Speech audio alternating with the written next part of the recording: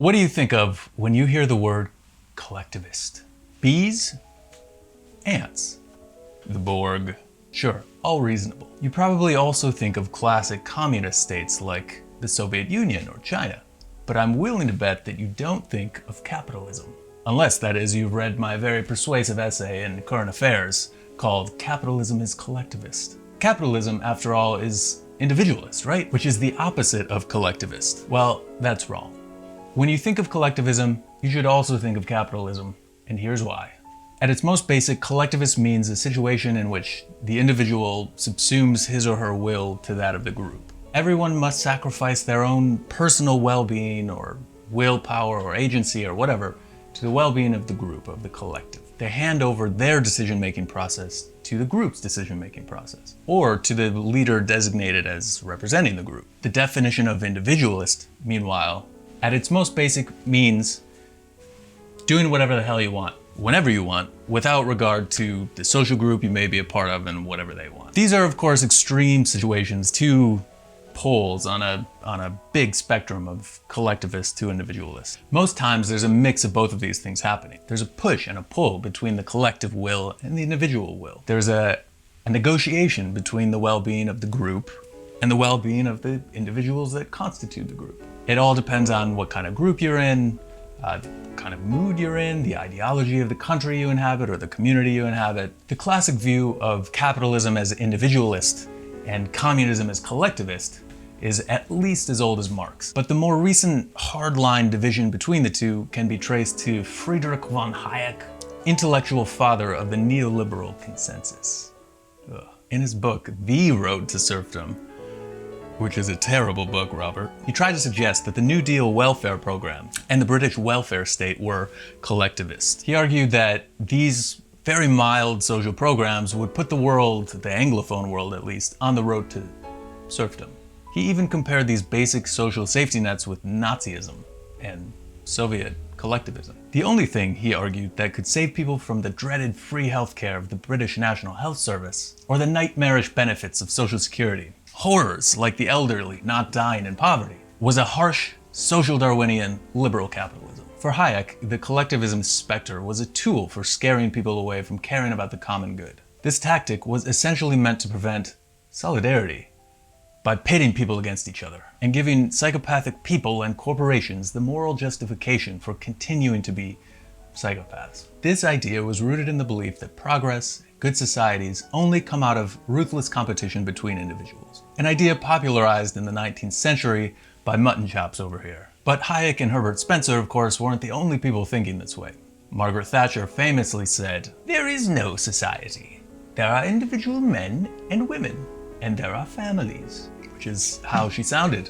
If you'll go check it out, find a clip, Google it. But when we decide to ignore the deceptive rhetoric and just look at the facts, a much more complicated picture emerges. And in that picture, we can see capitalism being every bit as collectivist as communism or Nazism, and in some cases even more so. I understand this idea might be uncomfortable to some on the left who have come to rely on the heuristic that collectivism is good and socialist, and individualism is bad and capitalist. And it will be equally uncomfortable to the libertarian who believes that collectivism is bad and socialist, and individualism is good and capitalist. The truth is, collectivism and individualism can both be good and bad depending on the ways in which they're implemented, why they're implemented, and how they're enforced. Let's look at some examples.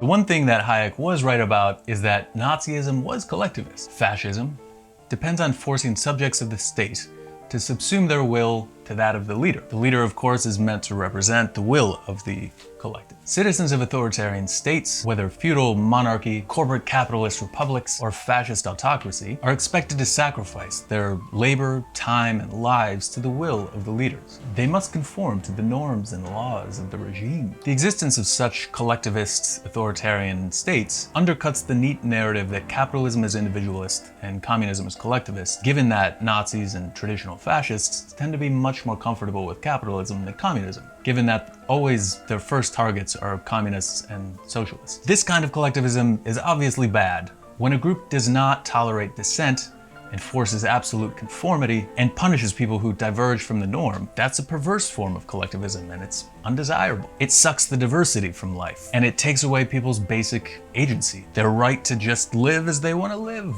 and do what they want to do.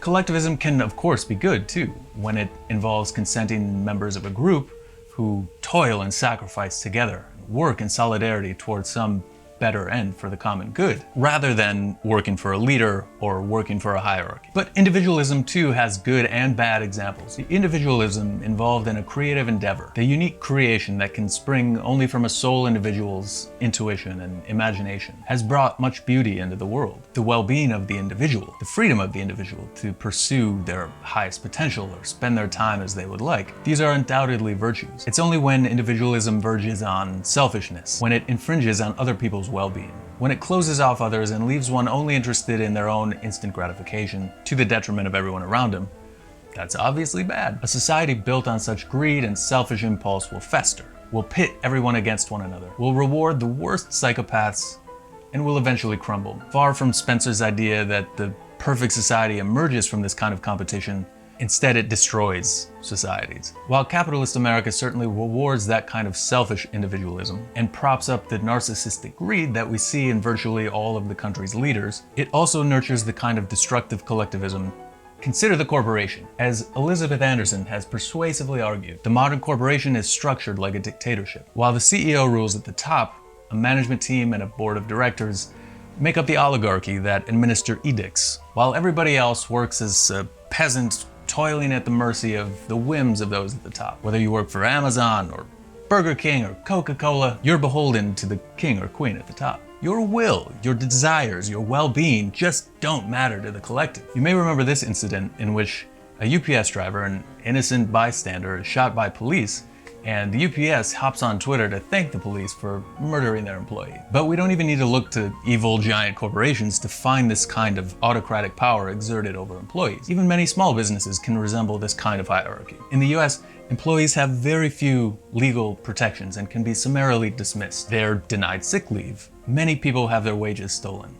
Wage theft represents about as much wealth stolen as all other property theft combined. In a country in which healthcare is tied to work, rent costs are skyrocketing, almost half of Americans can't afford basic necessities, the power to hire and fire often literally means the power of life and death. This kind of unaccountable power of bosses strikingly resembles the unaccountable power of dictators. Even many nonprofits operate under this kind of private dictatorship hierarchy, in which employees are answerable to either a few wealthy funders who supply the budget, or a director. Even many of the white-collar employees working at big banks and law firms and consultancies and high-paid, high-prestige jobs are still expected to subsume their will to that of the partners or heads of the organization. They work long hours doing objectively immoral work for the good of the collective of the corporation at the direction of the dictator, CEO. In many ways, American capitalism is every bit as collectivist as a fascist dictatorship. It's just that extreme power imbalances, the destruction of the individual will, happens at the market scale instead of the government. Although, to be fair, it also happens through the government. Even capitalist paradises like the US and the UK have powerful centralized governments that often exert unaccountable power over the rest of us. The very wealthy, meanwhile, escape the rule of law. They enjoy a very liberated individualism, and they impose a feudal collectivism on everybody who works for a living. The response to the coronavirus in the US and the UK offers a perfect depiction of the collectivism of capitalism. The initial response to the crisis from the governments of both countries was to suggest that we need to sacrifice vulnerable individuals for the good of the collective economy. Individual health and well-being doesn't matter. The only thing that matters is the collective, represented in the stock price. Echoing the 19th century Herbert Spencer, Boris Johnson suggested that herd immunity would cull the weak and allow the collective to grow stronger. Very fucking Darwinian. That's right. What capitalism has done is traded one dictator for many, who now make up the market. In some ways, this is considerably more intrusive on one's daily life than some distant autocrat. And in some ways, it's much more effective at imposing a toxic collectivism on everybody. If we want a healthy intermingling of good collectivism and good individualism, we'll need to abandon attachment to the idea that capitalism is an individualist enterprise and communism is a collectivist one, and instead work for an economy and a society that can balance the needs and desires of the many, empowering us with the agency to work and sacrifice for the good of all.